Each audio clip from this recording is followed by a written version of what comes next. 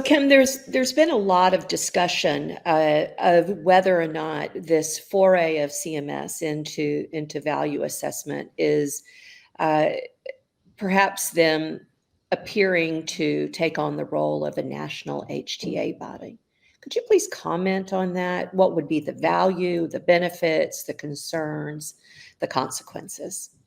Yeah, great question. So we've actually been having conversations here in the US about a potential national value assessment body. It's called a health technology assessment body in other countries for years. This isn't a new conversation, but it's been elevated in recent months with CMS, not just Medicare drug price negotiation, but really with coverage with evidence development that we're seeing in the Alzheimer's space.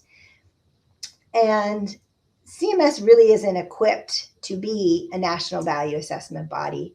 One of the things that we did with the survey this year, where we go to US payers and ask them about their opinions on value assessment, we asked them about their appetite for a national value assessment body. And what we heard back was pretty interesting, I think. So it was a multi-response question. So these things are not mutually exclusive. But first we asked them, should we have a value assessment body? And 70% of US payers responding to our survey said, yes, we should have a national value assessment body.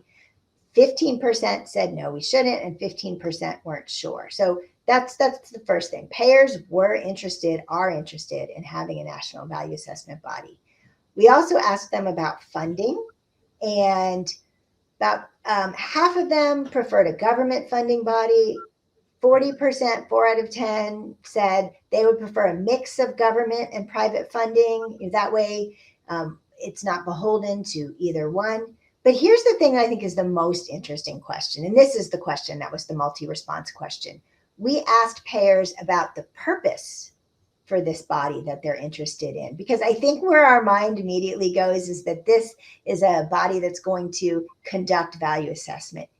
The vast majority said that the most important purpose, this is 85% of our respondents, the most important purpose for a national US value assessment body would be developing standards for value assessment in the US. What does good practice look like?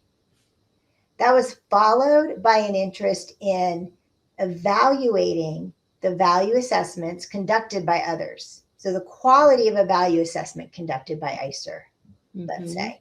70% of payers were interested in that. And then 6 out of 10 were interested in this national value assessment body conducting its own value assessment.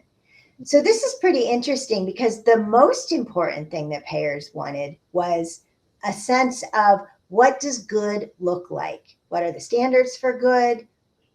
What other people like ICER are doing, is that good? That's really what payers are looking at.